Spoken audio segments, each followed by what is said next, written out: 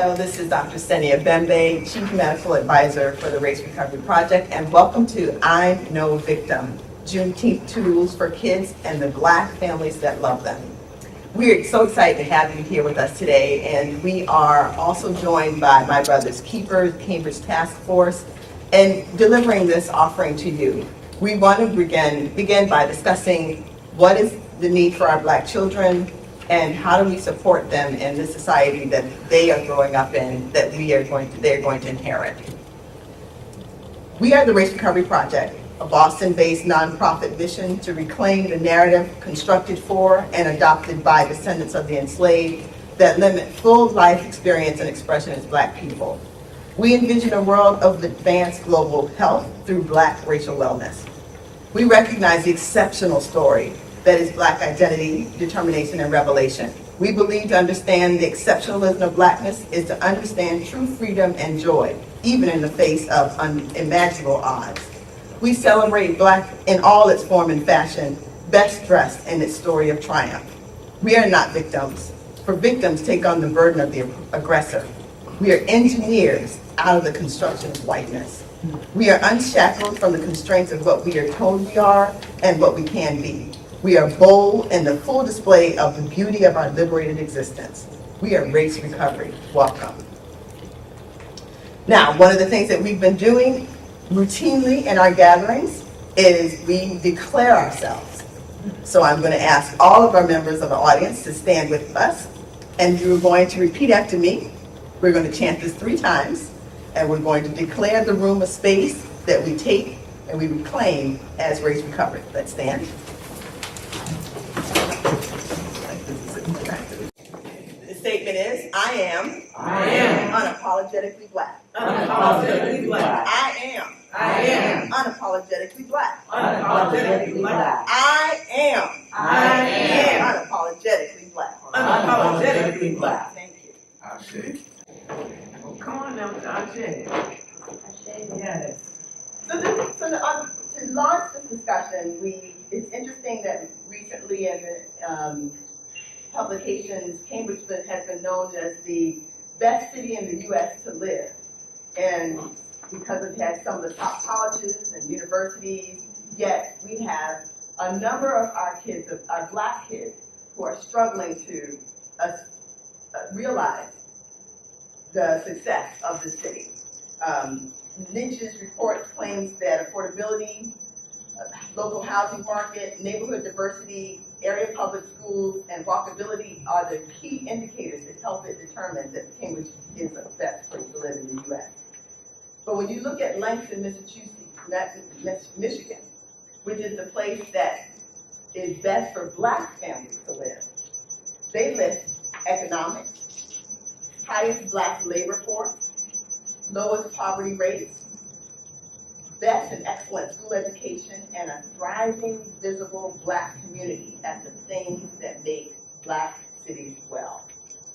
So in our discussion today, we're going to launch around this idea of wellness for our Black kids that extends to our Black community and to our Black adults, because we as the arbiters and the navigators of their lives want the tools to be able to help them.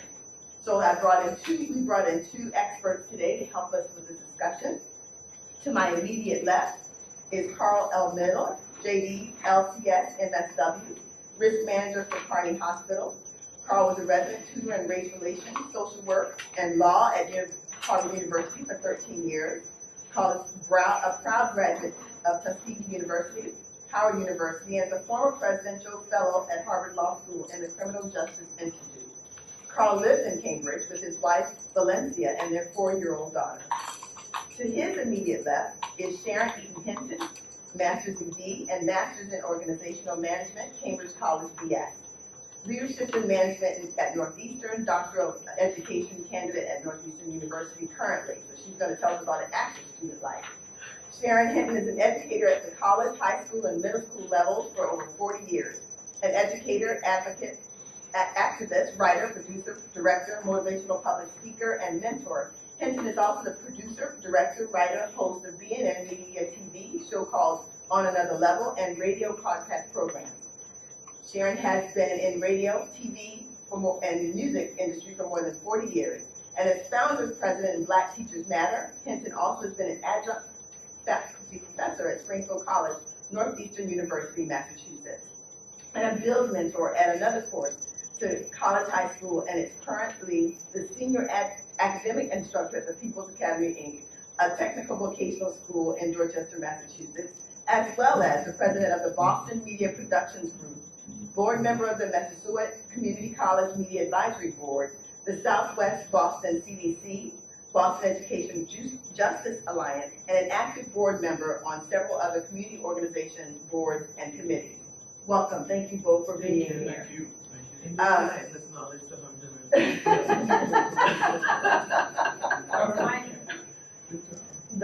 So as we begin this discussion, the things that stand out, particularly relative to the focus of the Racial County Project, is the idea of what it takes to have our Black kids thrive. And so what I want to start with is the idea, and maybe asking our panelists, what is different about Black students than other students? Ms. Hinton. Oh, wow. So as a teacher in different levels, and of course, you know, we're talking about in general, because there's always, depends on which grade level you're dealing with. I've taught elementary school students too when my daughter was younger. I just don't have the energy for them anymore. But in general, whether the student is elementary, middle school, high school, undergraduate, graduates, I've taught them all. There is a certain respect that our students have for Black teachers and the presence of Black teachers, and some of that effect is like a role model effect. When they see me in class, I'm a Black mother, and so for some of y'all that can relate, you get that look. You've either gotten that from your nanas or your grandparents or your mother. If you act up, you get that look. And so I use that in class, and my kids know what that means. It's like straighten up. And so Black students are more responsive to positive reinforcement as opposed to disciplinary action with the suspensions and detentions, which is what our schools are doing, more so than really having this restorative justice, which is supposed to be part of the Boston Public School System curriculum, especially disciplinary actions, right? There is something pre-pandemic that was voted on by the Boston Student Advisory Committee. The students themselves actually helped to craft this restorative justice disciplinary model that was adopted supposedly in principle by the tons of superintendents and BPS structure, but in actuality, that's not happening. And earlier, before we started this, I was talking to Dr. Xenia about this teacher. Literally, this week was the last week of school in Boston Public Schools. But I was talking to a teacher before I got here about a student. She's teaching 6th grade in a BPS. And over the last 4 months, one of her students, 13, he brought a knife into the school. He was going on social media and threatening people. He was visibly, verbally, sexually assaulting teachers and people. He actually closed a paraprofessional's hand in the door. And this kid is still in school. And so a month ago, last month, myself and a group of advocates met with the superintendent Skipper around her school safety program. And so the policies are being rolled out. We sat there and we met with her, and they talked about the community resource people and how they're putting together these job descriptions for these particular jobs. The city had the street workers, but the city dismantled that. But they're trying to combine the community resource officers from the city and from the school and put together some kind of culturally competent restorative justice model, which has never been tested, that they don't have the research for, and have our kids dealing with it and our parents dealing with it. And so when you're talking about Black students and students of color, that term Black covers a lot of cultures and ethnicities, because you could be Black and Spanish speaking, you could be Black and Nigerian, you could be Black and African American. So those frames of reference are very different. And our kids respond to, and research shows that if you have a Black teacher in the classroom and students are exposed to a Black teacher as early as the 3rd grade, they are 40% more likely to graduate. That's just the statistics.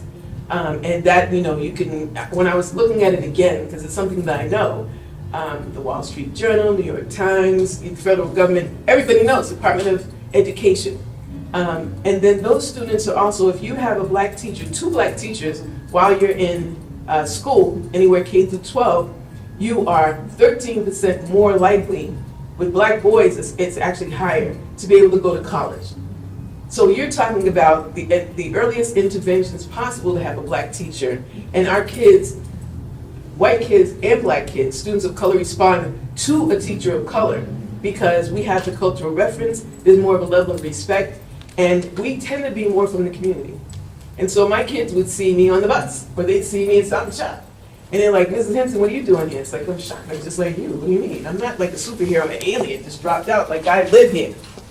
And then I taught at Madison Park, which is in the news now, and I was teaching television. Well, I taught a couple of times. One of the classes I taught in conjunction with a corporation, because there's partnerships that the Boston Public School System is trying to do, and it's a business class.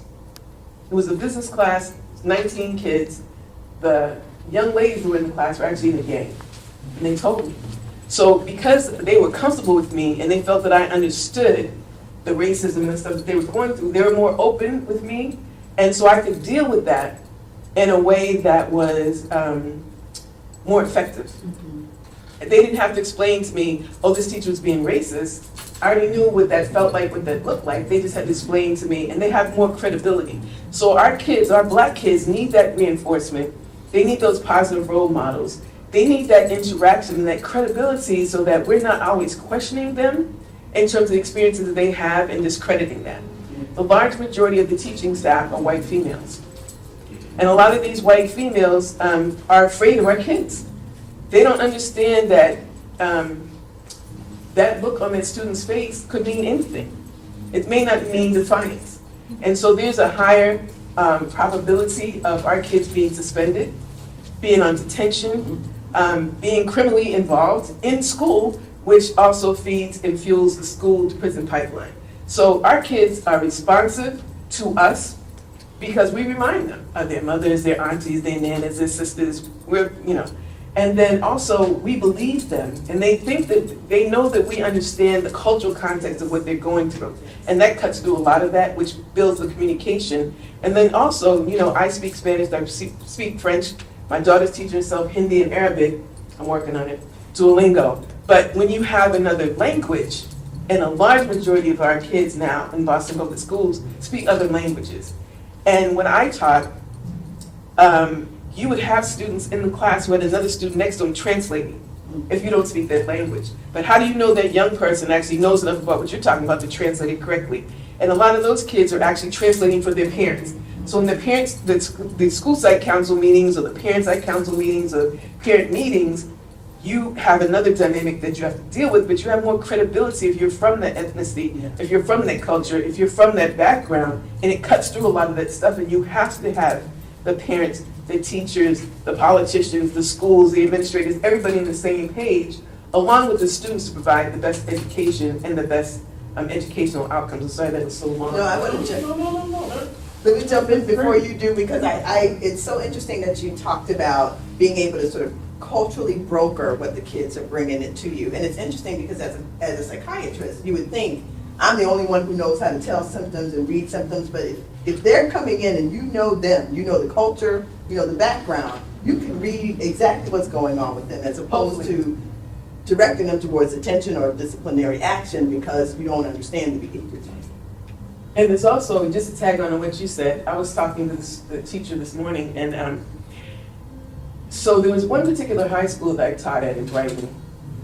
I'm not going to name them, but that was the school that had the most psychiatrists and psychologists in the support system. So, Boston Public Schools talks about social, emotional learning supports, and during the pandemic, the learning loss is up to 10 years, just from those 3 years of these kids not being in school. There's been whole generations that were born during the pandemic that weren't socialized into a classroom because they weren't even socialized because they're home. And so you've got elementary school kids who've never been in the classroom setting. You've got high school kids who graduated and weren't even in the classroom. They were remote. Around the time when being a teenager and being a middle schooler, that's your time to really start finding your group, your people, your tribe. But they weren't in there. And so on top of the learning loss, you also have the the cultural laws, the socialization laws. Like, this is what's acceptable in public and what's not. And so what's happening in the school now, these kids, some of these kids are wilding out. They're like wilding out, their parents are working 2 or 3 jobs, just pay rent, and they're not there. So some of the stuff we're used to and we need to have is not there because of economic concerns. And then this particular school though had a panic button in the class, which I never had that before. It's a high school class, right? And then it also had some people that were disciplinarians, but they weren't cops, they weren't police, but they were recognized by the students as being credible. Like one of the staff was wearing basketball shorts and jerseys all the time with different teams. I couldn't go to work like that. You couldn't go to work like that, but that was his credibility with the kids. So his tats on the back of his neck and the whole thing, they was like, oh, he understands what's going on. When they coming from around Interville Street with the gangs and everything, like, oh, I can talk to him. And he talked to these kids in a way that I was like kind of shocked. I mean, he like, come over here, you know, he's swearing them, come over here, blah, blah, blah. And I was like, oh, it's like that up in here? Okay. But the kids were like, he loves us. And I was like, really? You know, he loves us, but he's just doing it. But he had this rapport. And I just really quickly, an incident that I had with this young girl had been on suspension, hadn't known me at the beginning of school, got into my class, and woo, she hadn't calmed down and acclimated herself into the class yet. And she started cussing and swearing in class. I'm like, oh, okay. And so as a teacher, as an educator, you have to maintain a certain culture and a certain, you know, this behavior modification in the class, but then not get distracted. And then when you're around teenagers, any kid, man, it's like blood in the water to a shark. If you show fear, something like that, you're done. You know, you're done. And so you can't do that, but then you have to have this vulnerability also as an educator and as a human being to say, I got you. Yes. But what you're not going to do is come in here and do that. Yes. So I had the backup in the school. I didn't have to hit the panic button, but we actually directly after the class formed a group around her and an intervention with her to keep her, because she had already been involved with the police at the school. I didn't want to be the next layer of that. And the first way of her getting to know me. Long story short, we had issues, the bell rang, and I told her, I said, ooh, saved by the bell, you have no idea. And she was like, Mrs. Hinton, I was like, stop talking, go to your next class. Because I had a group that I could bounce it off of. It's like, you know her longer than me. I was working with her mentor with the Big Brothers and Big Sisters, and it found out that her cousin had just got killed the day before. So this wilding out in class was really her trying to process that as a kid. And I didn't have any contact with her parents and stuff like that. She's like brand new, acting brand new in my class, and I could just vision being like, ooh, girl, like stop it. But she ended up, her grandmother lived a couple of doors from my house. So I was leaving one day, she pulled out and stopped the van and came out and hugged me and was crying. This chick that I wanted to snap like a peppermint, man. She, you know, all of a sudden she's like, oh, Miss Hinton, you were there for me, and thank you. And they eventually arrested me and kicked me out of school. That was after I wasn't her teacher anymore.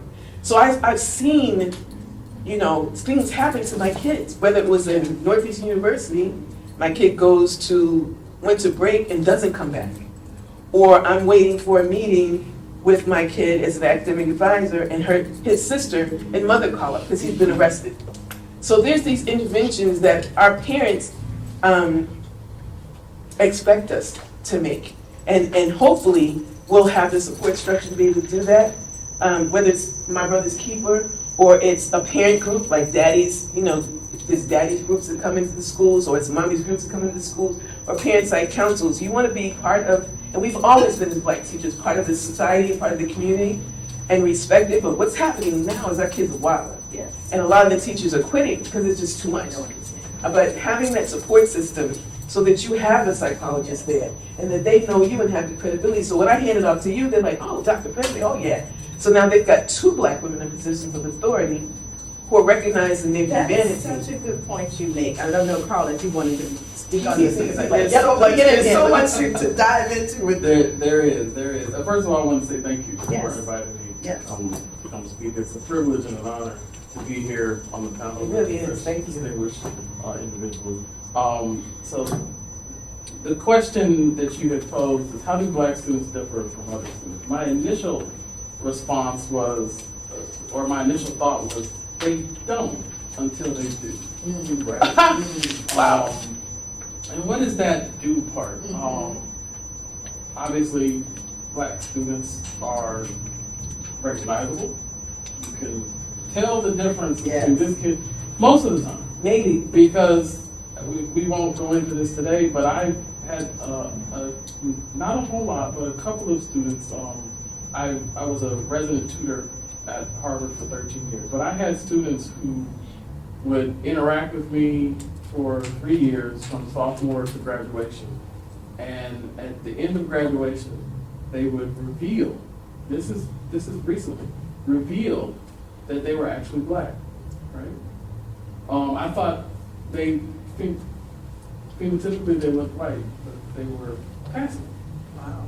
In 2022. So in general, you can tell, but a lot of times, one of the things you were referencing is that the experiences that they have are impacting their academic achievement within a high school setting. Now, almost all of my work has been on the college campus with students, but also the response that they get from staff. One of the things you mentioned was lots of police officers, lots of suspensions, and this force that is applied on our students. In my experiences up on campus and other areas, the students who are black and brown are impacted to a much greater extent. Some of the schools look like prisons. Right. So I was talking with Frank earlier about the school to prison pipeline. If you go to a school that's surrounded in barbed wire and all the doors are locked, trust me, when I go out to Milton Academy, schools don't look like that. Yes. So we're talking about economics, we're talking a lot of different things. So the response to black students is particularly important. The support that they receive has to be holistic.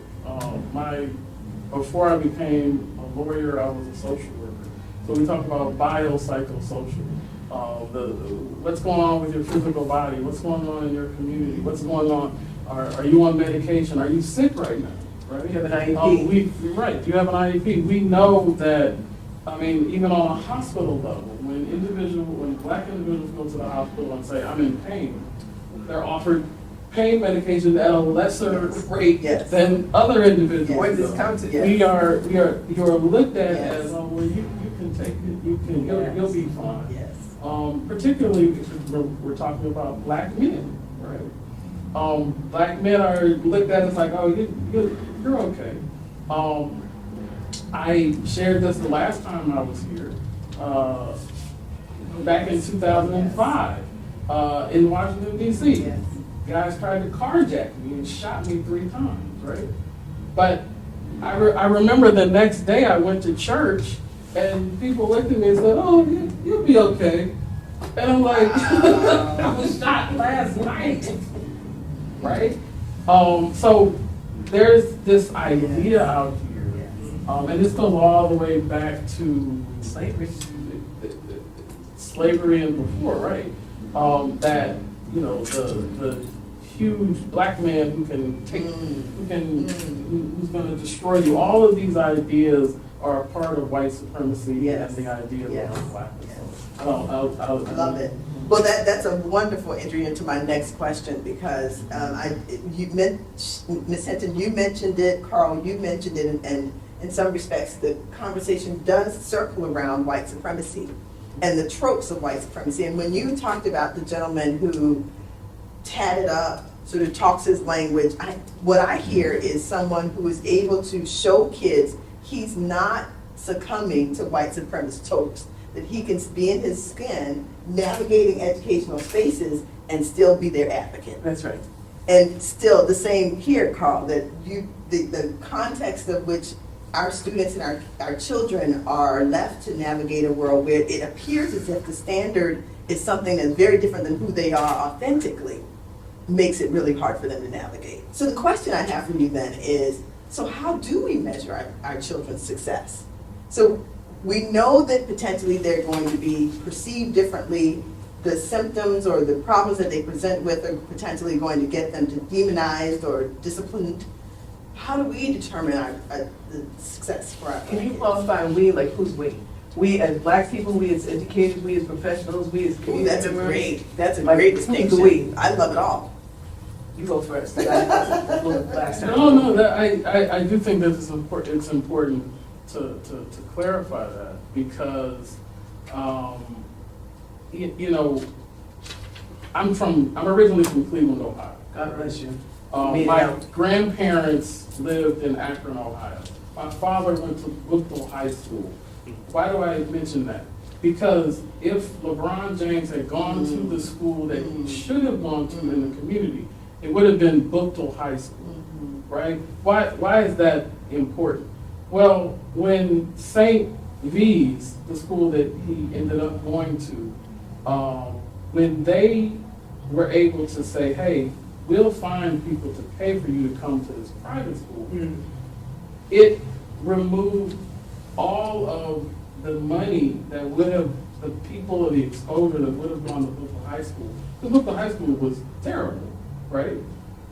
It now went to St. V's, and St. V's was able to work with Akron University and host all of LeBron James's games at Akron University and charge people $60 a head and make a massive amount of money off of a high school student. So I remember LeBron James saying, you know, if I sign my name on this book that they're handing me, he was like 16 years old. If I sign my name and go sell it on eBay, I'll get in trouble. But this person can take it and go sell it for $400. Meanwhile, they were living in the projects. LeBron James was living in the projects there in Akron, Ohio, right?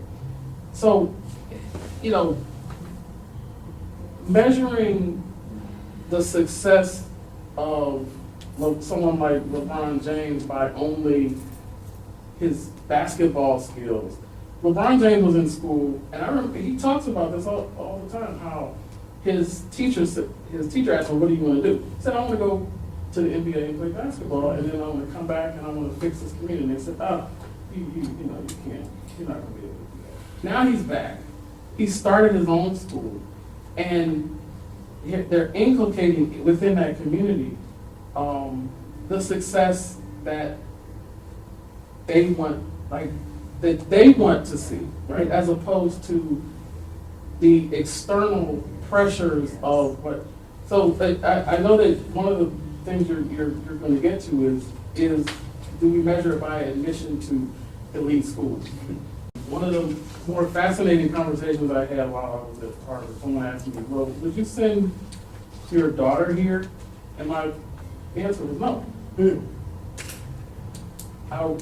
I personally, it's going to be her choice, but I personally would not want her to go to Harvard as an undergrad. Graduate school, fine. Law school, business school, whatever.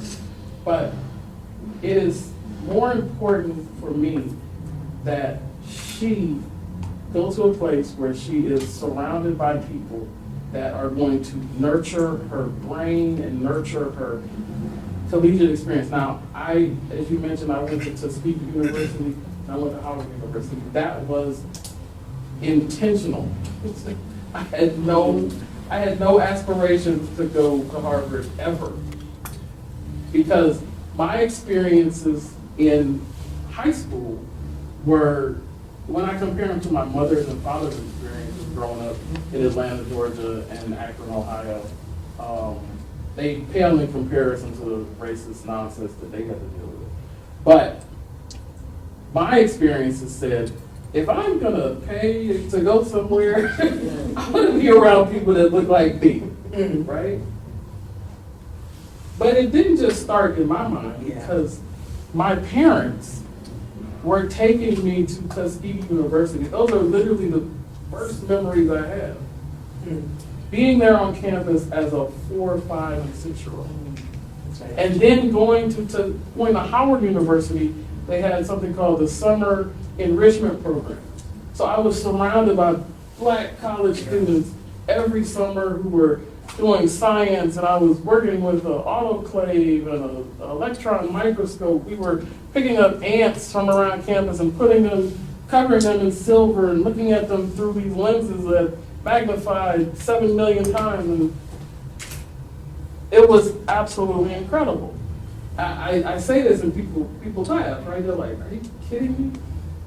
I literally grew up thinking that all Black people played golf. Which seems preposterous. Right, now, especially now, because my father and all of my uncles played golf, and they were caddies there at Good Park and at Fairmont Country Club in Akron, Ohio, right?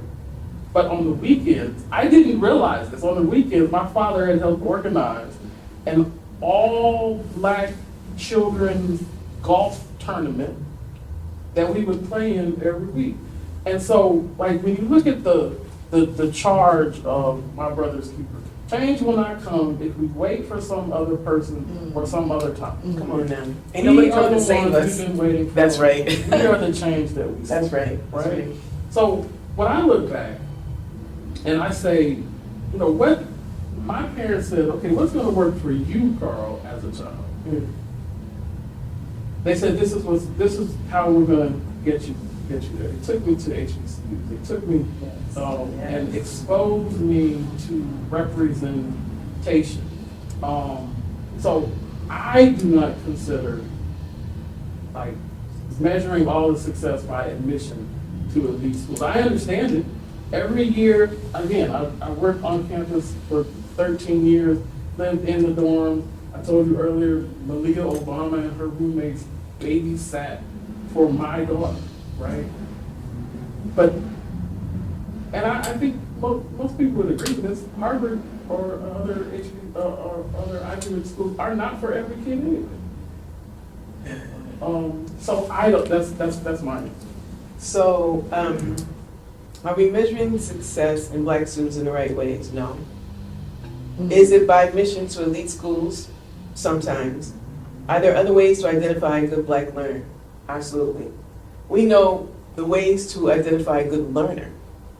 And then the Black or brown or LGBTQ or non-English speaking, multilingual learner, there's ways that, depending on what you need to measure, and then how you define success. So, my father was one of the original architects of Operation Exodus, which became Metco, with Ellen Jackson and Ruth Batson. And I remember even as a kid, there were philosophical differences. My father said, this is only supposed to be a temporary situation while we build our own schools, because this country is never going to teach you how to dismantle the white supremacy that supports it. Never. And so I grew up at a time when there were very clear delineations in terms of what success was. It was academic, but then it's also a social kind of part of it. And my father, as a Black nationalist, was very strict in terms of in the home, what we could do and what we couldn't do. So we only could watch in our television, it had to be, and then there were restrictions in terms of that. He said, I didn't have any dummies, I'm not raising any dummies. So I was like, okay. So we couldn't watch like the Three Stooges, although my brothers, snuck it in, and things like that. And culturally, I remember my brothers and I were using the back of the couch as if it was a horse and stuff, Cowboys and Indians kind of thing. We were watching this black and white movie, and my father walked in. He said, who are you cheering for? Because Native American, you're Native American. If you're cheering this movie, you're cheering against your people. So there was always a learning that was happening in the home. And then in terms of stretching the parameters of what Black families do, my father and my uncle were scuba divers. So we got lobster and crab and stuff, and we knew where it came from. All my grandparents were Southerners, Mississippi, Alabama, North Carolina, South Carolina. So there was that history coming up to the North and the Midwest and the West, right? And so I always had history in my house. from the people that were in front of me that, so when you talk about standards and success, there were standards of success that my parents had before I even got to the school. And so they made the school adhere to what we were doing at home. So we were forbidden to pledge allegiance to the flag at a time when everybody did that. And at a time in schools, you had corporal punishment. They could rat hand you, you know, they could do stuff. And so my brothers and I were, when they got up in front of the class and pledged allegiance to the flag and stuff, we had our heads down and we had a black power fist. I'm a kid in elementary school. And so my teacher was like, what are you, a communist? You're a pinko? What is it? What is it? You know, you're an American citizen? And so we knew what the party line was. My father told me, do not pledge allegiance to a country that treats me like a second-class citizen. I'm in the 3rd and the 4th grade, and they're like, whoa, who is this kid? And my father told me, you can't put your hands on me, call my dad. And my dad showing up, because we were in the Nation of Islam at that time. My dad showed up with a bow tie, and in 6'4", he's like, that's right, my kids are more afraid of me than they are of you. And that's what I tell them. Then he'd give them another earful, they're like, yeah. And then he would ask them for more math homework for me, and I was like, you were supposed to stop at that, right? Don't do that. But it was like, okay, this is what we have for our dad. And mind you, my first memories of my dad were visiting him in prison when I was 2 years old. So my first memories of my father were being in a room full of other men. At that time, they were dressing them in jeans and on wooden benches. And I would ask my mother, how come Daddy's not coming home with us? And then he came out, I was 2, he came out when I was about 8. My father was murdered when I was 13. So so the years that he brought me everywhere. I'm the oldest child, I'm the oldest grandchild. And so I was there when he was organizing the Black community. I was there. I mean, Mel King, who just recently passed, has known me all my life. Sarah Ann Shaw, all these people, because I was hanging out with their kids. So our parents were doing the stuff around us that we were like, this is how it's supposed to be. We knew we were different because there's a light-skinned high yellow, what they used to call me, that was achieving, you know, and you know, who you think you're smarter than everybody else? Well, I'm not the only one. The teacher does too. I'm an honor roll. Like, stop playing. You gonna beat me up for that? It's like I see. So there's this dynamic in the Black community, which stems from slavery, to not lift our kids up because we're too afraid they're going to be sold and they're going to be killed. And so there's still that dynamic in the classroom, and there's still that dynamic dealing with the community, and it gets on top of the social media and the crazy negative stuff that's going on.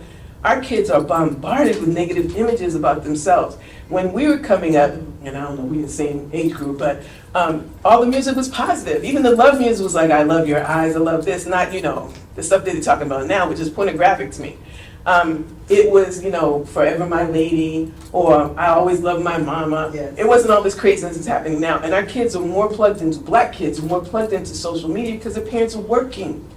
And some parents are actually using social media to babysit their kids, man. They're giving them this, you know, I'm too tired, here, play a game on this. And they're not monitoring what their kids are doing, what is subconsciously being, it's murder. It's being planted in our kids' heads. And so when we look at our kids not knowing how to deal with this frustration, this anger, because throughout the pandemic, the parents were still had to hustle. A lot of the first line, what do they call them, employees and the first line workers, right, are people of color. And so they couldn't afford to take off. And even then, we've always had an underground economy, because this country started off not want to pay us anything for hundreds of years. And if you think about all the things that are making money now, Uber and Lyft, that started off with gypsy cabs with us, right? The lottery, it started off with the numbers game with us.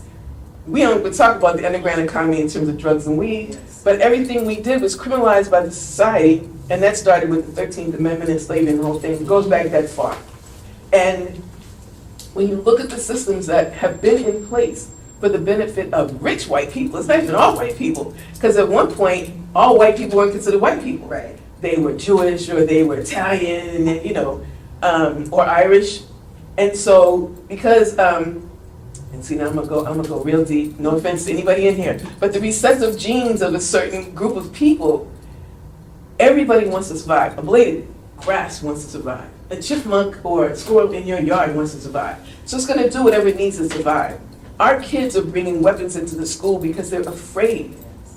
they're afraid. And it may not even be in the school may be a safe environment, but the way to the school Yes. may not be a safe environment. And so when, a couple of months ago, this 7-year-old kid in Boston brought a weapon into the King School. I knew the teachers, and they were telling me this stuff on the ground.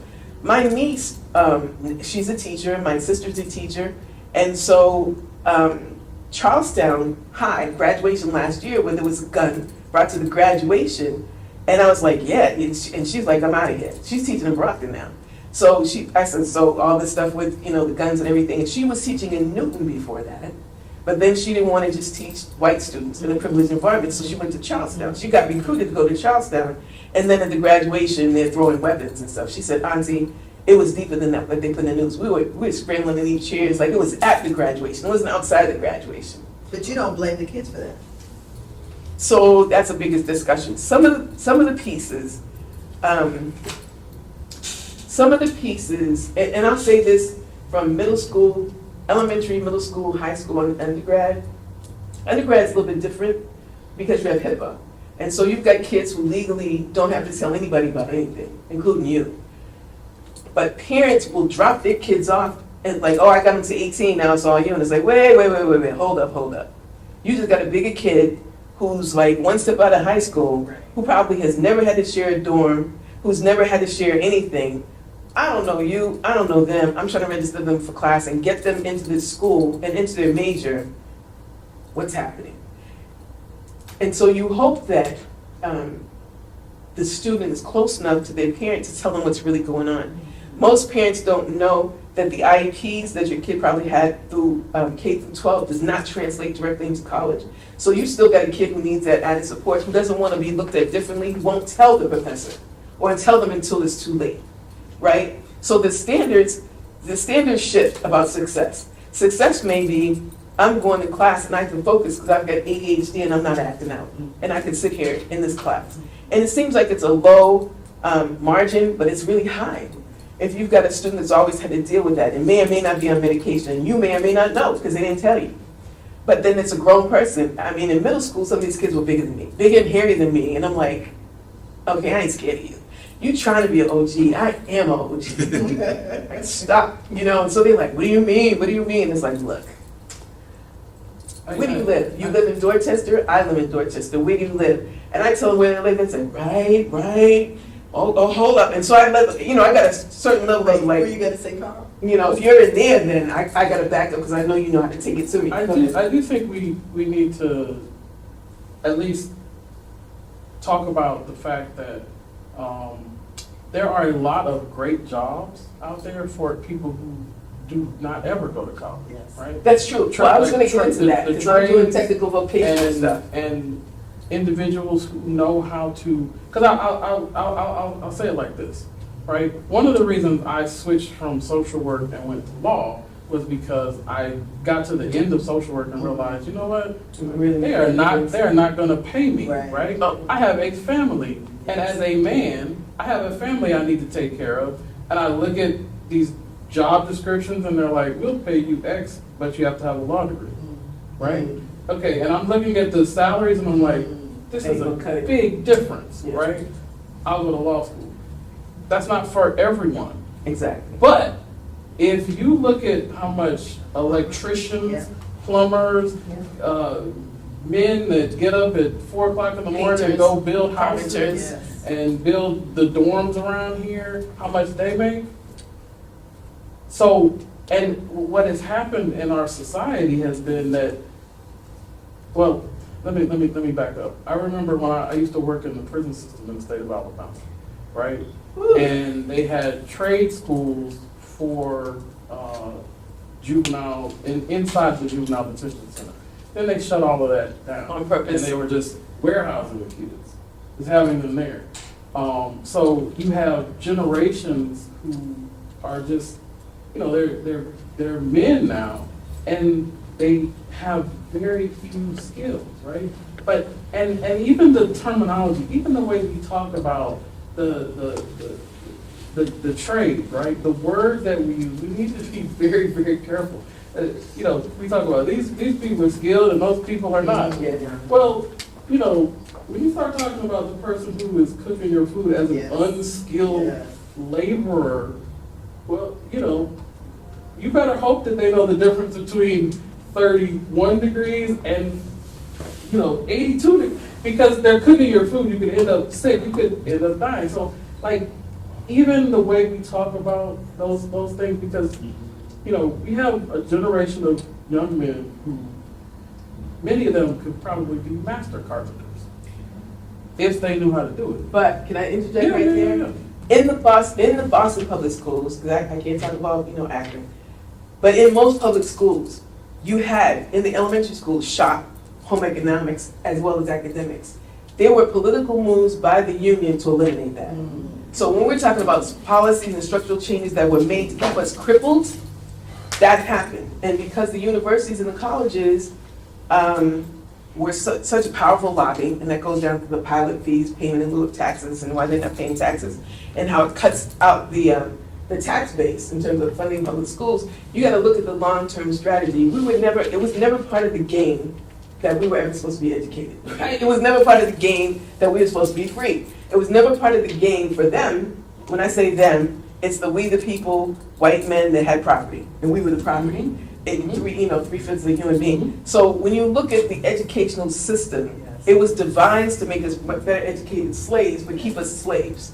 And so the mentality of that, but I remember my grandfather was a contractor. He was a general contractor, and he was a welder, and he's an electrician, and he could do all that stuff. And he had set up his own business and employed his family. We've gotten away from that. We educate our kids to go work with somebody else. I went to Beaver Country Day School. From 6th grade at the Henry L. Higginson in Boston Public Schools, from an advanced class to Beaver Country Day School. I'm still working with Beaver Country Day School now. We're actually more than halfway through funding an endowment named in my father's name that would help Black teachers and Black students. However, the difference between Beaver Country Day School and even Boston Latin, when I was going to school, and this was, my father was part of, desegregation. I didn't have a bus to bring me to school, and my classmates were coming in and getting dropped off in Rolls Royces and Mercedes, and me with my old ghetto behind, I'm saying, they're waving at the, oh, is that your dad? That's a chauffeur. Whoa, hold up. So the cultural thing, the first year I went there, I got D's in English. I had never had D's before in my life, but it was the shock of being in this environment that didn't support me. There were only a handful of Black students there. It was all female, all wealthy, mostly white. And there's a difference between wealthy and white. But the first thing I learned was they were bringing their kids there to teach them how to take over their industry, their business. They were automatically teaching them to be a boss, because they're a boss.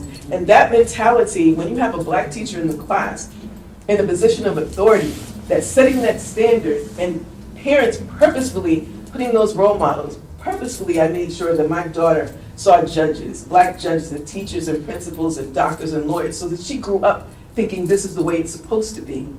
But when I went to school, so there was shop, and I also worked with the People's Academy, which is a technical vocational school, and I also went to school as a welder at Wentworth because my grandfather was a welder. So it didn't dawn on me, okay, you're a female, you can't do that. I was like, shh, I'm gonna do it with my brothers and my uncles. So constantly stretching what you consider to be successful as a parent, and then having the people in the village that support that is how you gauge that success. And it could be, wow. It could be your original language is Spanish and now you're Duolingo. And you can speak in Spanish and English. So you've got to set the standards and stick to it. And I told my daughter drove me here. And so I said, well, I'm getting ready to do this talk this morning. Tell me from your perspective, what were the things that I did to help you? And what were the things that kind of got in your way? My daughter just turned 26. She's one class away from getting her master's degree in global affairs and international relations with a focus on global health. But originally she wanted to go and be a vet. And so we found the place that was affordable because there's only 30 veterinary schools, right? And I have a background and exposure to technical vocational because during that time, 40s, 50s, 60s, even up to the 70s, we knew that college wasn't for everybody. And you could make a good living and not incur student loan debt and make a really good living. One person can make a really good living and you would still have your family together. Most people don't know that up until the 70s, the beginning of the 70s, most black kids had both of their parents in the home.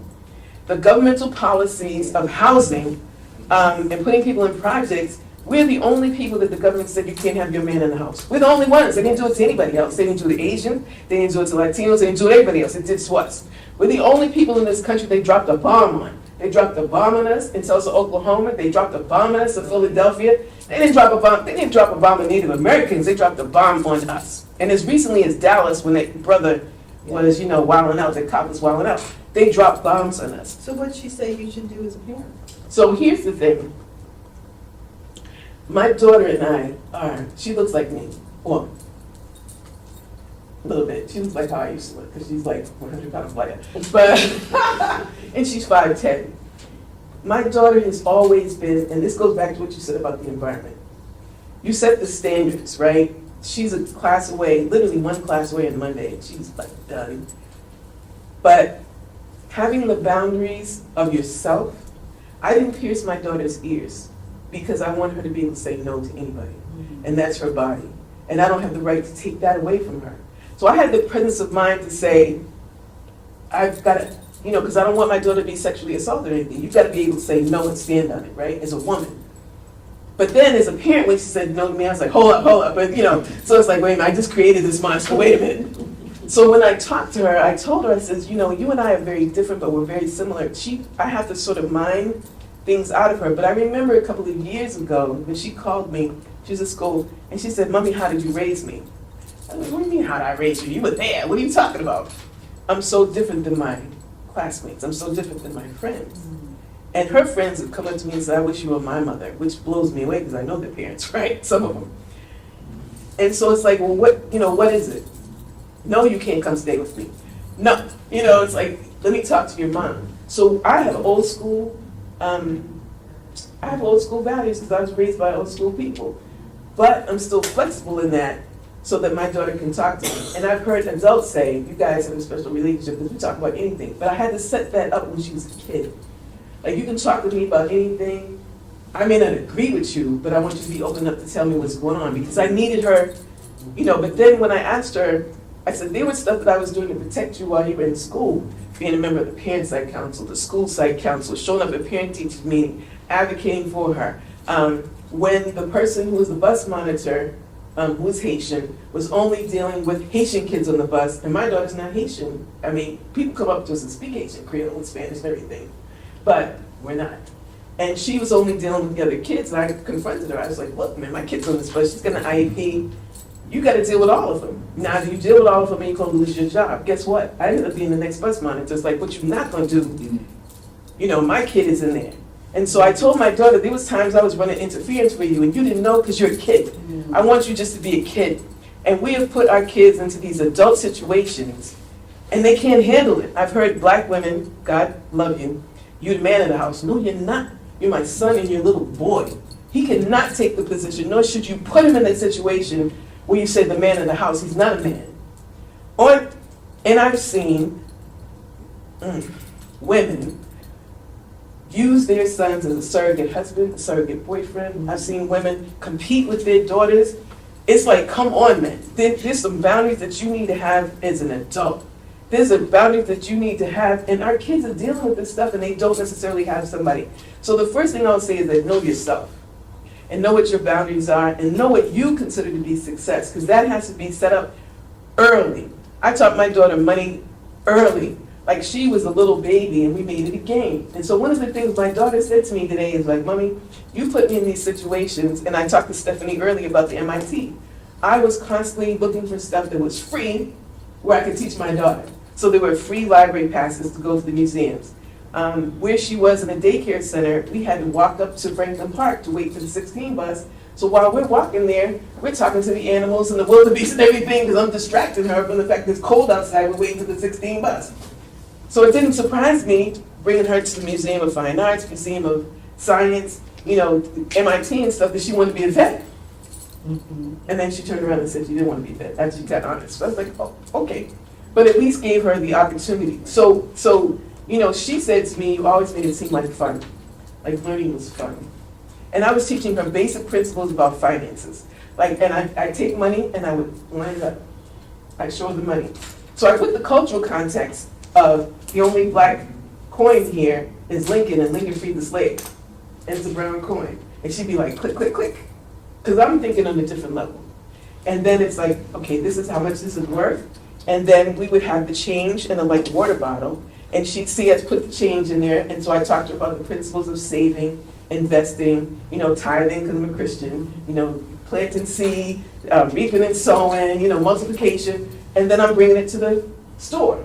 And so then she sees me put the money inside there, get the thing, and she sees it translated directly into the food. Oh, now it took a while until she got to be a teenager. She's always had a job. She's always had responsibility. I taught her ways to hustle. My father was from Philly. It's like, this is the way, even if you're working at a job, you've got to find your own way to make money, multiple streams of income. So I'm teaching her financial principles, but I'm making it fun. So we're in the store, and mind you, we was struggling financially. I said, you see these little pieces of paper? They call coupons. And you get coupons. I said, what number is bigger, 1 or 7? 7, mommy, okay. So you give me something with bigger numbers, and then we get more stuff, because our money will go further. This is money. You have to work for money. This is what you can do for work. So I'm always like that. And then the kids that are around her are seeing me teach her like that. Because that's what my dad did to me. My father had us on Blue Avenue selling Christmas trees. I was like 8 or 9 years old, in the cold.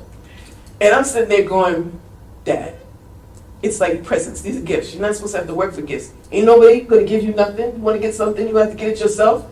Now, you sell the Christmas trees. For every Christmas tree, I give you 30%. You buy another. Like, why is he my father? I mean, but I'm not, you know, that's what I'm thinking. I'm not saying it, right? Because it's like, no, sir, yes, sir. And he says, another thing. I work too hard to get these toys for you. Think some white boy with a red bag is granted. I'm Santa. I work too hard to think something. He said, if a white man comes to our house with a red bag, I'm going to take something. He ain't coming to give you nothing. So there was always this, right? And so I learned that. But it took me years to really, and then my daughter, I saw it with her. We were walking through Braintree Mall, and she stopped. She said, I get it. I said, okay, the light bulb just went off and something. You work because you need to get money to get what you want. I was like, bingo, come on. My daughter, in her last year of college, 3 jobs, killing it. And it's been no, you got to get up and go to work and blah, blah, blah. Not to say for her it's like that, but for some of my 40-year-old cousins, nephews, something happened with their generation. I don't know, it's crack or something. But what I noticed is I know their parents, I know their fathers, I know that I've known them all their life, and they didn't have that direction. They didn't have, and it's, you know, I've never been a man. These days you have to say that, right? I've never been a man, but I've grown up around men. My uncles, my fathers, my grandfathers, my students. My daughter asked me if I planned, because she grew up in a college campus too, like your parents did with you, at Northeastern and Springfield College. And so there was never a question of if she was going to college, because I already set her up for that. I tried to get her to do trade things too, and she's like, no, mommy, and I'm not going to get a doctorate like you either. And I don't want to be a teacher. So I was like, whatever, you're 26, figure it out. Yes. You know, so we have to, as parents, because we're the initial teachers, set aside some time that's quality time. That was the thing she said to me too. That I can come to you no matter what, and I can tell you no matter what. And your kids will test you on these standards that you set up. You know, as a Christian, she'll come to me and say, well, what about the Bible with this, mommy? And I'll be like, yo, I don't even know. Like, when I get there, you know, I'm going to have to ask them that too, because I don't know.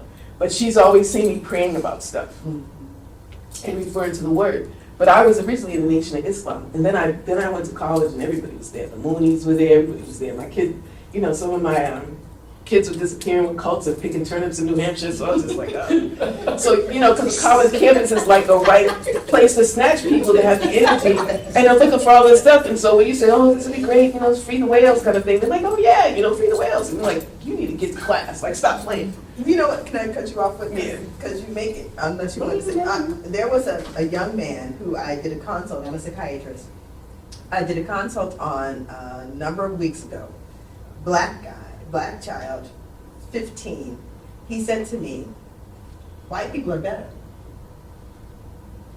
And what? Better. Oh, wow, that's deep.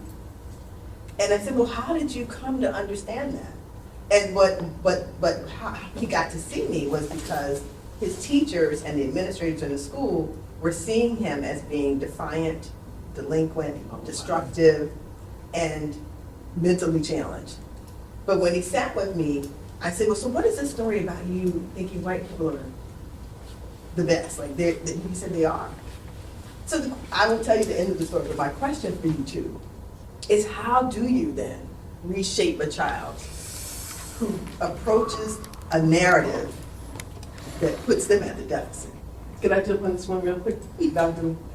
Maybe not. My daughter, so my grandfather, my mother's father was black like this phone, what they call blue black, right?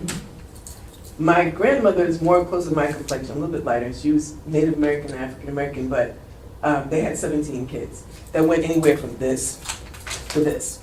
And two of my uncles tried to pass. My father was dark skinned. My father's family, basically dark skinned, right? So I've always had to navigate that. And I remember, I think my daughter might have been 5. We were watching television, and I don't even remember the show, or it might have been the news. And then my daughter looked at me and she said, Mommy, if we go someplace, we'll be okay, but Daddy could get in trouble. And it was something where darker-skinned people would get arrested or something like that. And so the perception as a little kid was, whoa, like this is not safe. Even though our family is like multicultural and stuff like that. And then she even had to, at a charter school, and these were black kids. You're not really black, you're white. My daughter has a serious black consciousness, and she knows her father. But these kids were pushing back, and they did it to me, so I had to navigate it too. So her fight, and a teacher, she had an Asian teacher in elementary school. My daughter came home and said, Mommy, can we talk about the black and white thing? And I said, what do you mean? Well, and I'll say Miss Chan, because I don't really remember her name, told us that there's no such thing as black and white, and I'm really the color of a peach. Hold up. So because I've been playing this game with my daughter in the grocery store, and there's all these, when you're living in the city, there's all these different cultures that have different kinds of food. So I said, what's this? And how do you cook this? And so I'm teaching her the names and everything. I said, okay, so you remember when we went to the store? You know what a peach looks like, right? She goes, yeah. I said, do you look like a peach? She said, no. I said, okay. And then I told her the difference between, a black consciousness, black skin, the fear of a black body. And I felt like every day I was deprogramming my kid from what they were trying to do in the schools, every single day. And some of the boundaries were really crazy because I think she was in the 4th grade when they wanted to teach her about homosexual sex and stuff like that. And I hadn't gotten that memo to be able to sign off on that. And I was like, whoa. First off, she's in the 4th grade. Hold up. And so the school system says, well, when the parents aren't doing it, we need to do it. It's like, you're not doing a good job even teaching math and English, and you want to teach my kid, hold up. So there was a battle that she was seeing. So when we were coming here today, I said, and I started telling her about some of the silent battles that I had to do as a parent and as an educator, because I was in the system, I kind of knew how they were twisting things on a college level and on a school level. But also as a parent, I had certain standards. It's like, what you're not going to do is jack my kid's head up. So they tried to suspend my daughter at this charter school, English class, Shakespeare. And the teacher, white teacher, says to her, because Shakespeare had all sorts of hoes and prostitutes and stuff to it, right? So teacher says, well, what's another word for this type of woman? So my daughter's processing, and she's talking a lot of hoe, prostitute, whore. And so the teacher said, don't use that word dakia. My daughter's name is dakia. It means intelligent. Because that's not the appropriate word. And so my daughter's just trying to finish the assignment. So she's going, well, from that, the teacher tried to suspend her. So it brought me and my husband in there. We're in the meeting with the principal, the teacher, me and my husband and my daughter. In front of my daughter, I said, well, I'm an educator, I want to support you, but I know what my daughter was doing, processing that. You are criminalizing their thinking process, and you make her think that that's bad. But explain to me how, I said, and before you open your mouth, because I was already like, my daughter said to me, Mommy, if there's words that they don't want us to use, why do they keep giving us books that has the word in it, like Huckleberry Finn? And I said, how do you answer that? As an educator, I want to support you, but my daughter is telling me this. We're in the meeting now, and there's the only 3 black people in here. It's me and my husband and my daughter, so watch what you say next. And so the teacher deferring to the principal is like, well, what do is there a list of words that we can't use, Boston Public School standards? And I went, oh, see now. And now what you want to do is take my daughter out of her learning environment and make her feel like she's done something wrong and she's the learning problem. What you're not going to do is do that. And so not enough parents have the time to do that during the day. Then if you do have a behavioral problem with your child, like an IEP or something like that, automatically they've been isolated.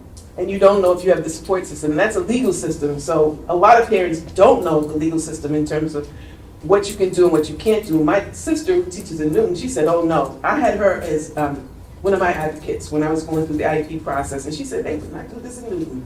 Those teachers, those parents would be buoyed up. They wouldn't think about doing this. And so I have conversations with Concord, Carlisle. I've been called into other school systems to testify, to advocate for the parents and teachers, and I watch the difference. And you're right. Beaver Country Day School would never think about having a metal detector in there, but the culture of the school doesn't support that either. And there's some Boston Public Schools that are like that, but I've worked in schools where the kids hit the door, you're going through their bags, you're searching them. That's the metal detectors. Now, first off, if a kid wants to get a weapon or something in there, they're going to get in, and I don't care how many metal detectors you have. But to have that environment that's supported, that says these are the standards. So in the classroom, because I'm Mrs. Hinton, Professor Hinton, I've already set the standard. Like, what we're not going to do is this, this, this. I got X amount of time, boom, boom, boom. And when I had the class at Madison, with the half of it was gangs, it was girls. They were called BWA, Bitches with Attitudes.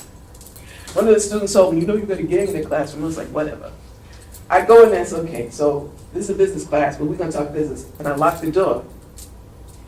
So, and they was like, she's serious. I said, this is what's going to happen. I have X amount of time to teach you. This is a business class, and we're going to try to teach you how to make money without going to jail. Got me? And like, why do you care so much?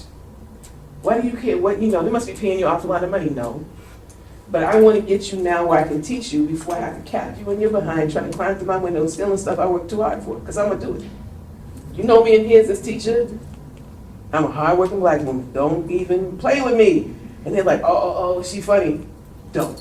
And so you have a demeanor where, and that's another part of the research, the importance of black teachers. We set standards so high, and our kids want to meet it. But you have white teachers who, and advisors, psychiatrists, counselors, and say, oh no, Malcolm X, he wanted to be a lawyer, and they're like, that ain't gonna happen, you black. That still happens, right? And when I graduated from Beaver Country Day School, the top 5% of my class, some psychologists, psychiatrists, put in my transcript, which I didn't know until I went to get my master's degree, that I had a hatred for white people and disdain for authority. I had neither. I had a hatred for white supremacy. Yes. I didn't have a hatred for white people. That's crazy. Yes. But that followed me through, and when all of my classmates were being recruited for Ivy League colleges, they never came and talked to me. I'm telling you, man, I've experienced this thing on so many different levels. So on a personal level, I knew what that felt like. And then when it came to defending my daughter, because I was in the system as a school teacher, I kind of knew how to, but then there's this little pockets of stuff you don't know, because if you don't have a person of color before you to teach you, this is how this works here. This is what they put in the policy manual, but this is how it really goes down. So parents can never, my daughter's 26, she just turned 26 2 weeks ago, a week ago, oh God. And I told her, I said, you're not a baby, but you'll always be my baby. And I'm gonna look out for you because that's what I'm supposed to do. I'm not just dropping you off in the door like the store brought you or something. Because there are things that we know, this institutional knowledge that we know, this stuff that you know experientially that may or may not be in the book. My father always had books around in the house. So for parents, you should always have books around in the house. Multiple languages. You should always have images around in the house that look like you, that are images of success, so that that's what they see. You should always be careful of who your circle is around you, because you could be there with your kid and you're teaching them certain things, and then a little peer group or the neighbors or other people's parents. This is another thing my daughter told me on the way here. She said, I said, well, what could I have done differently? And she said, well, you could have let me have some more freedom so I could have some more hood rat moments. I was like, what? Define a lip rat moment, like, what was that? Can I stop you there again? So there, Wait, You know, Brother Frank has a shirt on that has a great And so I quote bet, yeah. by our brother Malcolm. And I'm thinking of a different quote by Brother Malcolm that goes like this. Only a fool would let Let's his enemy educate your children. Yes. Yes. Now, you know, I want to put some context to that because everyone doesn't have the resources to open up their own homeschool and teach their children at home and only go to, right. So how do we, and I'm going to kind of reinterpret your question, how do we teach Black children to love themselves and be emotionally healthy? Right, within the context of a white supremacist framework, and I'll tell that through a story. We all know Arlington Cemetery, right? Arlington National Cemetery? Arlington National Cemetery. Okay. When you think of Arlington National Cemetery, what do you think of? I think of the fact that Black people couldn't be buried there for a long period of time. Okay, that's one thought. What do you think? Military veterans.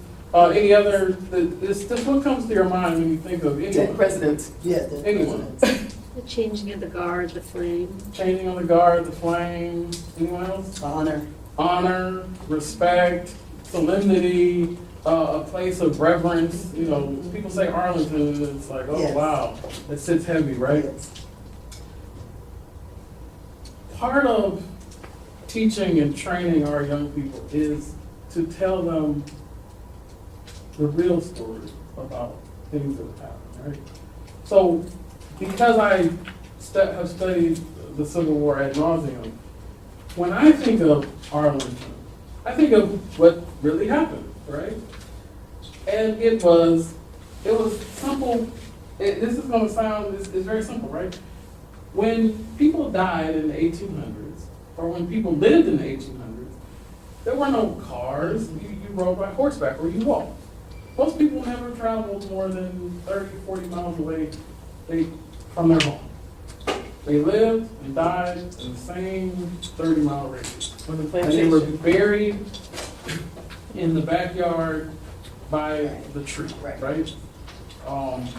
It was different for those who were enslaved, but most, if you own the house, you lived and died in that same area. Why am I saying all this?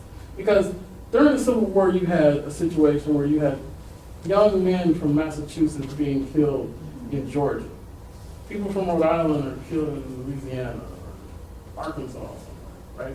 It was the first time where you had massive, like, there were Civil War battles where 3,000, 4,000, 5,000 people 10,000, 20,000 were dead on the field. Yeah. Lincoln had a problem because he realized that if all these people are dying, I don't give them a death that is honorable, I'm gonna have a revolt on my hands from the people who support me, right?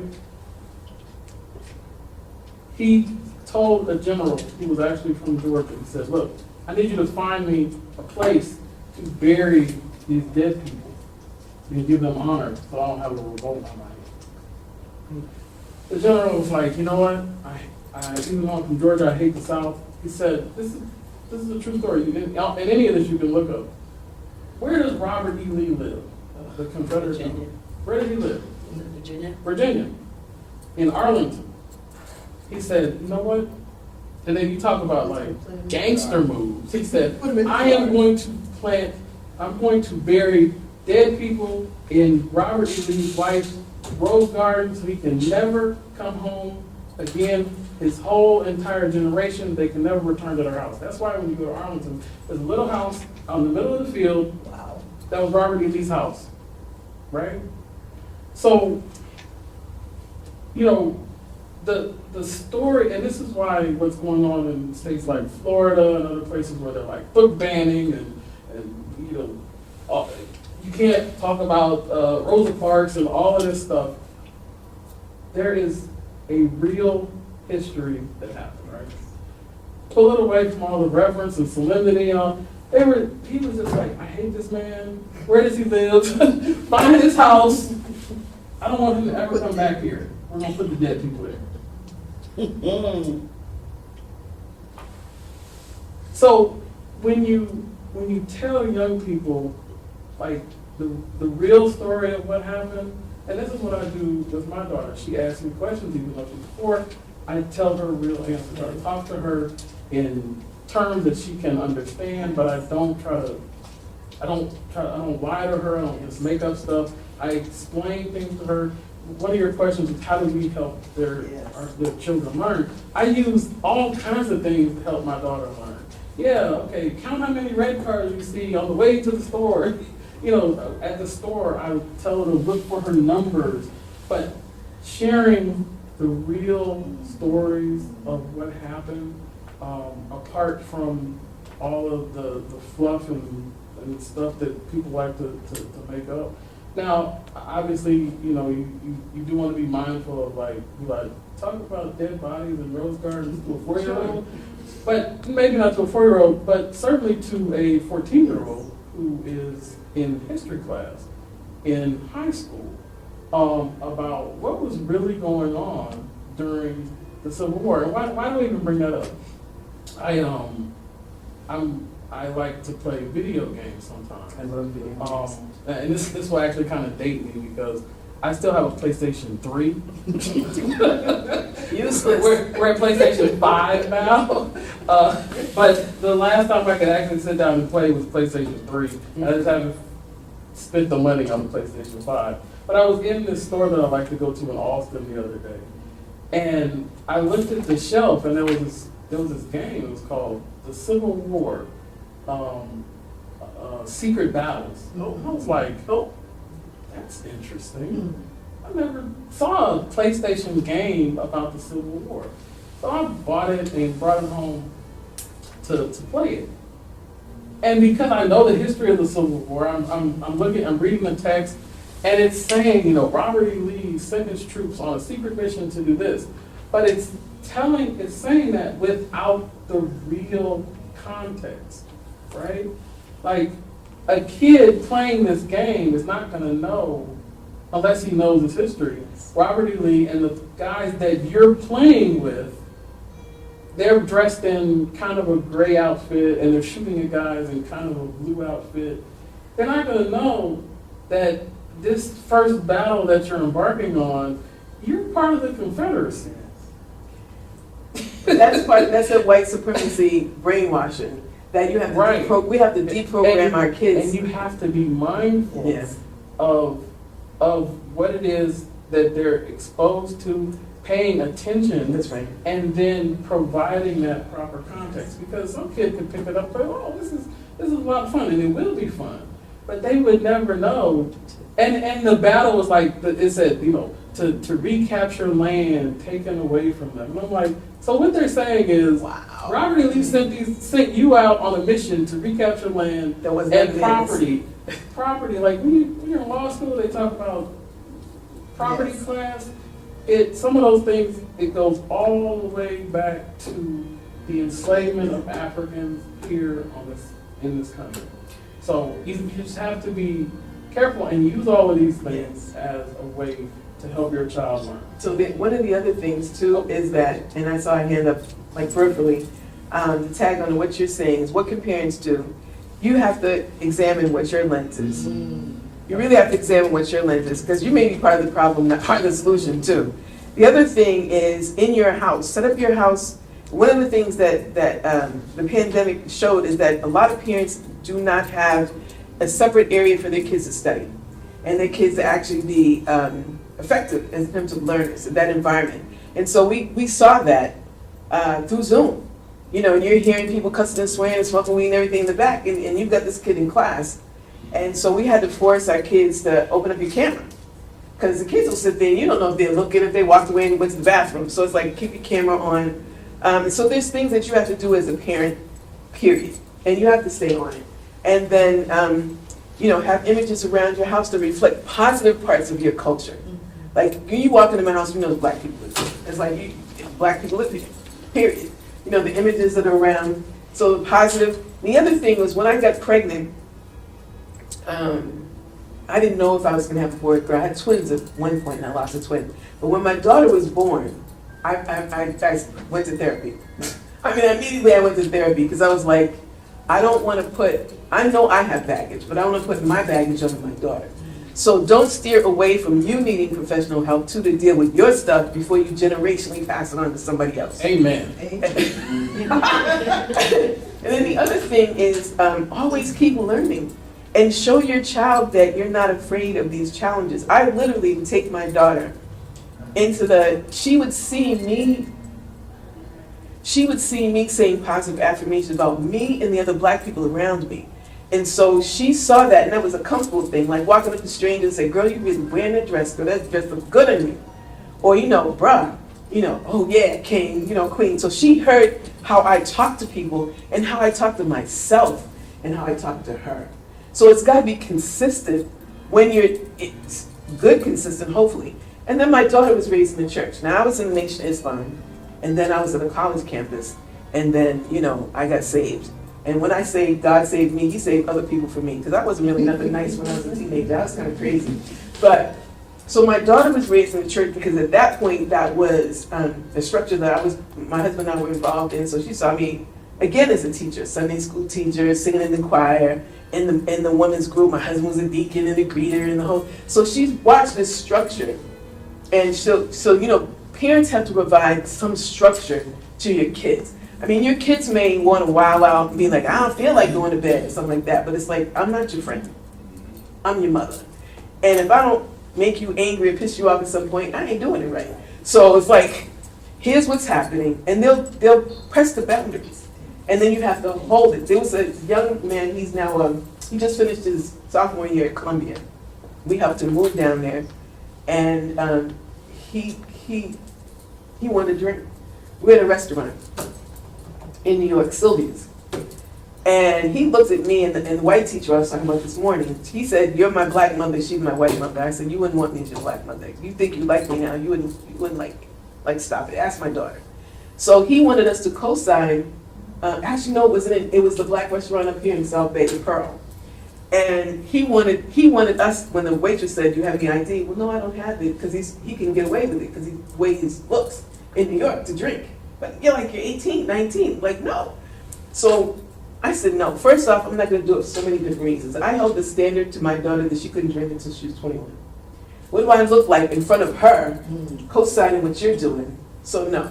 Second, I'm an educator, and that's not gonna happen. I'm grown and I'm old school. Third, I'm not gonna put this black man's license in jeopardy because you wanna have this momentary high for whatever reason. That's not gonna happen. The white teacher was what me. She was like, well, yeah. I was like, boom, no, this is what's up. And so, so you have to set a structure and stick with it. And even if it's flexible, there's at least a structure. And then, like you said, explain to your child and then their peers, which are usually there, this is why we're doing it. I always told my daughter, I said, and my students, you can ask me anything.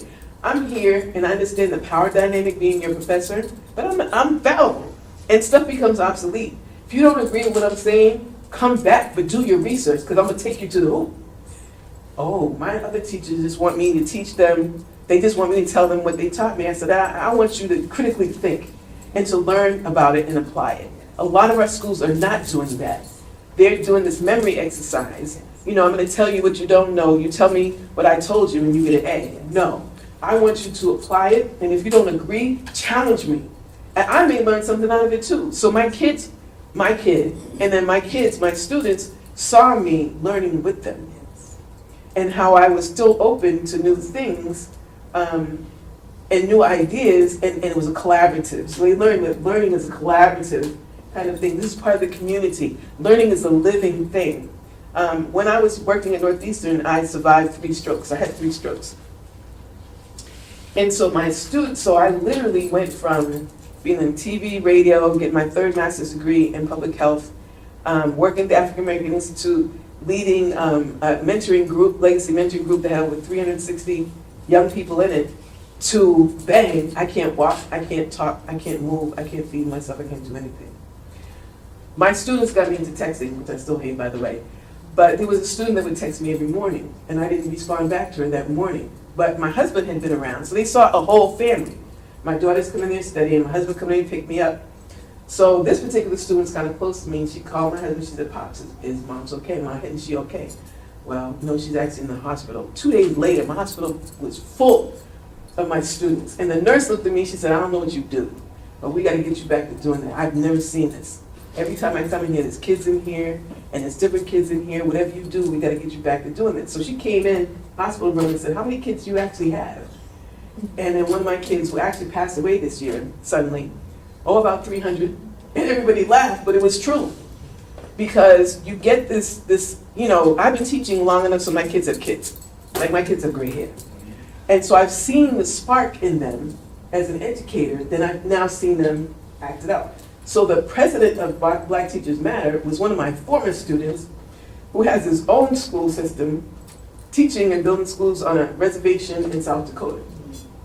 Another one of my students is in Ethiopia, and he's a lawyer, and he's an international lawyer. So you see the spark in your kids, and you see this spark, right? And you speak into their life. And what I tell my kids is, go to your parents, if you have your parents, ask them the dream that they had for you when they saw you. Ask them what they saw in you. If you have a relationship with a higher power or God or whatever, ask him or her. I don't believe in her, but hey. So somebody bigger than you, some force bigger than you. Look in yourself. What do you like to do? What do you love to do? See if that's if you love to do it, you'll do it more. If you do it well, then you'll be the best, and you're the best, they're gonna pay you. Let your gift make room for you. So you're showing them the structure and giving them that dream, and then supporting the dream, and then do your dreams in front of them. Like my daughter is seeing me. Wait, can I hold you right there? Because there was a question in the audience. Oh yes, I'm so sorry. I don't want to I'm so sorry. And we are at that point where we're going to transition to questions from the audience. So Sorry, prepare yourselves. Don't. Yeah. Hi, thank you. I just wanted to go back for a moment to the example with the Civil War game. And so often with the coined phrase fake news, fake news is a reality for us as Africans in this country since its inception. And so often our kids are masking in whatever environments they have to go to, and that includes the educational arena. And so when history is being told in a way that does not favor them, how do you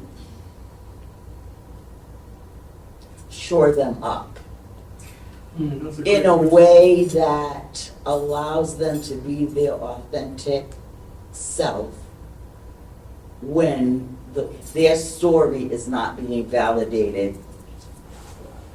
Well, I think that's an excellent question. I mean, it's also a huge challenge, right? Because even as someone who sits and studies this stuff, I am confronted with, oh my God, it gets deeper and deeper and deeper and deeper and deeper. The more I read, the more I learn. I'm like, it almost seems completely impossible to get away from it. But that's actually part of the way it was designed, right? It was designed to never ever be escaped from. Question. Yeah, they didn't want you questioning it. They didn't want you to escape from it. They wanted to seem overwhelming. The Toby versus Clinton thing, and beat you into being the Toby. All of that. So, if I'm hearing what you're asking correctly, how do you inspire hope in the midst of what looks like complete insanity? Hope and black joy. Yeah. Exactly. Yeah. And let me first say I don't have the complete answers to that, but I'll try.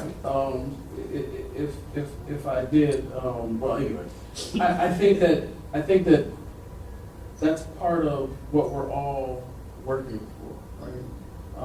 My brother's keeper is saying, hey, look, we need you, we need everyone Everybody. to come together because if we don't, we're definitely not gonna figure it out. But we cannot get bogged down and so beside ourselves in the pain that we can't do anything, right? Because it is very painful. It is extremely painful. When I look at something like, I remember, you know the shape of the state of Oklahoma? You know how it like juts out at the end? Yeah. Has anyone ever heard of why it looks like that? So if you look at that part of Oklahoma that's like it's right above the top of Texas, right? The literal reason why it's like that is just flat. Is because they said no states could hold slaves, keep people enslaved that were above this line. So Texas was above that line. And they said, well, fine then. Give all that land up there to Oklahoma and we'll just lower our state to here. Because we want to be a part of the slaveholding states. So we're going to give away our land. When has a state ever given away land, right? When they were taking it from somebody else. Generally, they don't. They don't give away land, but they will give away land because they have something that brings them more money, and that's holding people in bondage and having them work for them, right? But land was given away to white homeowners that would come from Europe. I'm going that far back. Because the other people, the only people who did get reparations were white farmers who sued the government and said you took our property. Except for everybody got reparations, except for us, including people that weren't even American citizens. Mm-hmm. Let's keep it real. I'm on that board too. I think that part of what we have to do is recognize what we're dealing with. Right. Understand as much as you can who and what you are dealing with, right? And understand that the system was not set up for us, and how do we thrive and work toward and achieve within that milieu, right? So, of course. But I think that you have to be real with people and say this is real life. This is real life stuff, right? We try to shield our children from it as much as we can in some ways, but also introducing it to them that this is real life in other ways so that we don't kill all of their confidence. But raising up young people who are strong and who will go out and confront these things where they are. Inspiring hope requires a lot of effort. It requires study. It requires putting your nose to the grindstone. When I was growing up, my father had us up at 4:30 in the morning to go out and deliver the Cleveland Plain Dealer. I think my fathers were related. I still get up at 4:30 in the morning every day and take myself to the gym because I care. I know it doesn't look like it, but I take myself to the gym to go out because I care about my physical health. I care about my mental health, and those are things that I have to do to keep myself going. So emphasizing that you are important. Your physical health is important. You are not a bitch or a hoe or all these, and I'm saying that because I have a daughter, right? So I'm thinking about the things that are common in our culture, that the messages that she is going to receive, right? That this is normalized. So yes, it feels like we're pushing back against the tide and the onslaught, but it requires getting up every day and putting in the work. Putting in the work as a whole. So I want to thank you. I agree with everything you said, and I also want to add on practical stuff that I had to do. Because I've had these brushes with death, my own mortality, in a lot of different ways. I've from people around me, my father being murdered when I was 13. 3 months ago I almost died. I literally went into emergency in extreme pain and ended up being hospitalized for 7 days and had to sign papers doctors told me what happens if you die. They didn't know what was going on, but basically told me that was a good thing I was in emergency because the infection that was in my body, my organs were on the verge of shutting down, becoming septic and shutting down. I'd be dead like within 48 to 72 hours. So my daughter at the time, 25, my only child, who's here working all these ridiculous jobs, trying to finish school, and then boom, life happens, right? And that was after 12 years ago, me having 3 strokes. So she's seeing me fight, and she's seeing me be resilient and not giving up. But I had to go to a therapist and became so clinically depressed that I was on antidepressants because I needed something to, even as resilient and strong as I am, to help me level off. Because it was overwhelming. I couldn't handle it as an adult, never mind her. And so you're thinking as a parent, you know, like, how you don't know how they're dealing with it. And your kids may not ever really tell you. So I was telling her, again, today on the way over here, I said, I hear you, because she's still in the house with me. I hear you talking to your friends, and you're telling them stuff that you're not telling me. And because you're so quiet, I'm still getting a better idea. And so her friend this week told me that my daughter had started reading the Bible more, especially because I still had this thing happen to me in the hospital. And she knows I pray. Like, I will pray. Anything. I don't care. And then she's watched God answer prayer. So I'm setting the standard, and she also watches me get joy and get happiness in the little things that society doesn't say. Like the fact that we have a home, and we were homeless for 4.5 months before we got that home, and she watched me pray. The fact that she sees me in the garden and we're sitting there planting tomatoes and happy that there's, you know, the squirrels have eaten all the tomatoes, and then we're literally sitting there and watching birds, and we have the money to buy the bird seed. So there's things that we could model in front of our kids and in front of our students that says, in spite of all this stuff here, it's going to get better. It can get better. There are students. There's a 14-year-old student of mine who attempted suicide, and I wasn't his teacher at that time. He had gone on from the 8th grade, so he was at another school in the 9th grade, and I heard about it on the bus. And one of my former kids said, "Did you hear about what happened to so-and-so?" I was like, "No." "Do you have contact with him?" And I said, "Tell him to meet me at Dudley. We're going to talk. Call me, let me know." And I went and talked to him, and I said, "You don't have to tell me. It's none of my business, but like, why? Like, you're 14. Like, what is it about your life?" When I think about the life that I've lived from 14 to now, and what I would have missed out with if I had died or something, you're at 14, what happened so that you thought that was a good decision? Or that was the decision? And he said, "I didn't think anybody would miss me, and I thought everybody else would do better without me." At 14. His father was in and out of jail. His mother was really sick. He was the oldest child. And he was struggling in school because of the teachers that he was encountering that weren't reaffirming his brilliance, because he was brilliant. Then another kid of mine, 19, blown away, shot in the head. They still don't know who killed him. Beautiful young black man, genius, creative. And he was one of my Build mentees. Had really set up the whole idea for his team to go on and to win one of the prizes, but then he's not here anymore. So when you're dealing with that, even if it's not your kid, they're your kids, and it affects you, and then it affects your kids, right? So the first thing is to model what success looks like, and have your standards of what success looks like, and not just society, because society's telling them all the time. I mean, that's what advertisement does. Your breath stinks, so buy this. Your hair's not good, so buy this. You don't dress right, so buy this. It's a market-driven thing in a capitalist society. Some of that is too heavy for kids when you get into the philosophical part of it. But when you start breaking it down, so it's like, well, why do you think you need to have, somebody else's name and somebody's label on your butt, like Gucci or something like that? You're not Gucci. You're not getting paid for it. And teenagers and undergrads, you start breaking it down like that, and they're like, oh, yeah. Oh, wait.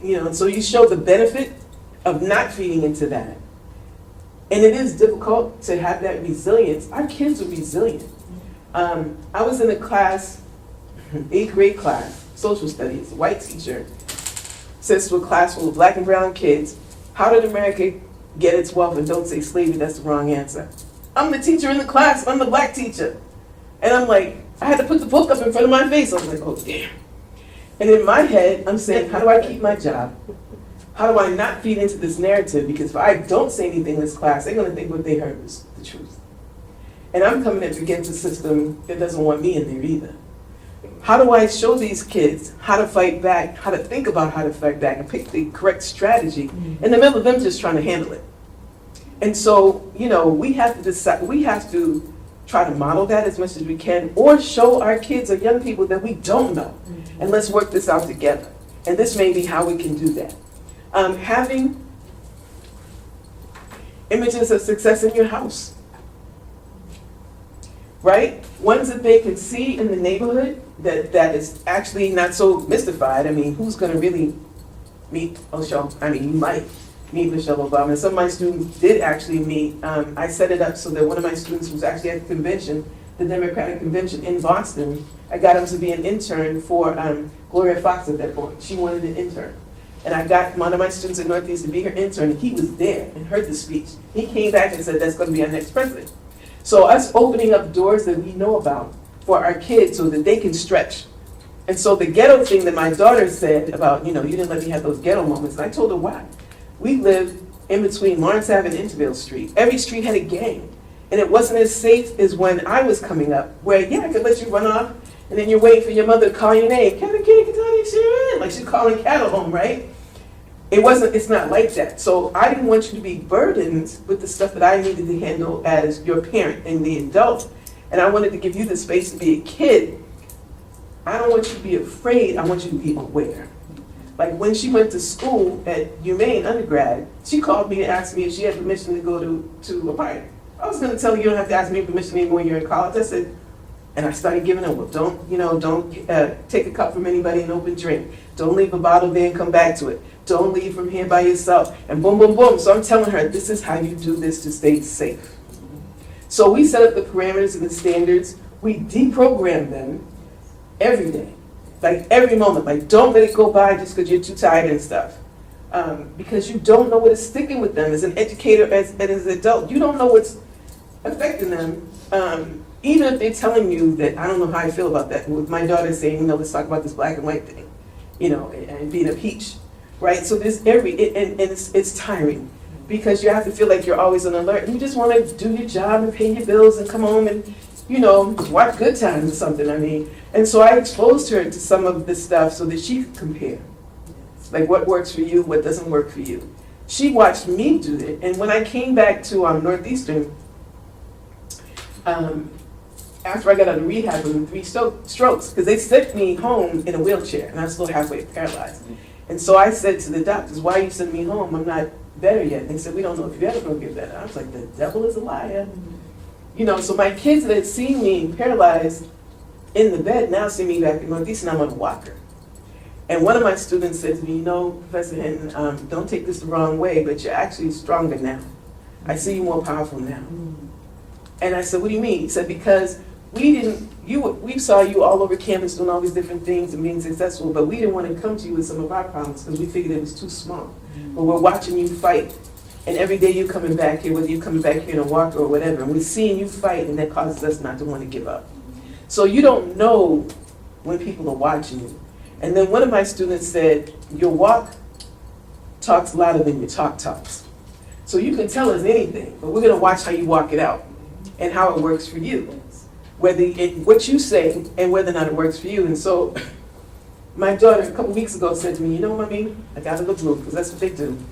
I have to tell you, even though I push back on some of the advice you give me, 90%, maybe 95% most of the time, you're right. I have to tell you that. So I'm just looking at her like, oh, okay.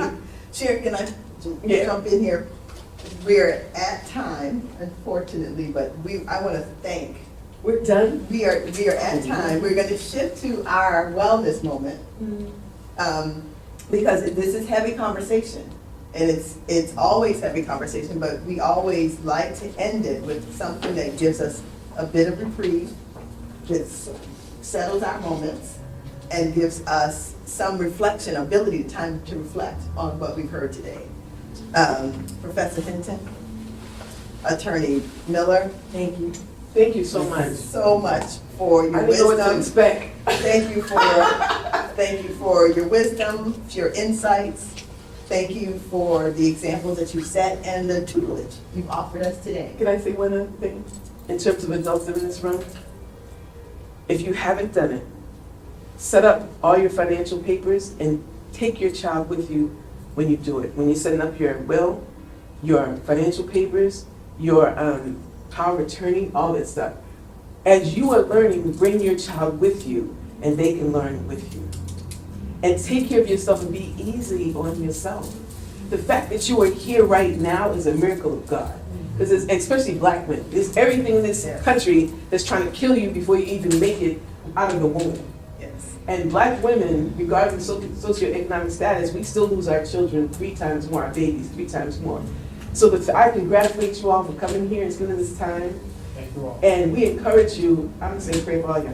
We encourage you to be who you are authentically and be easy. The only people that don't make mistakes are dead people.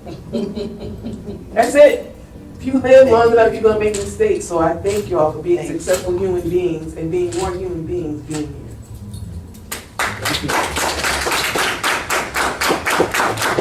Great Recovery Project, again, thanks you all for coming. One moment I will give you in re-education for today. The idea of whiteness is itself a construct. Race just happened to be the fallout.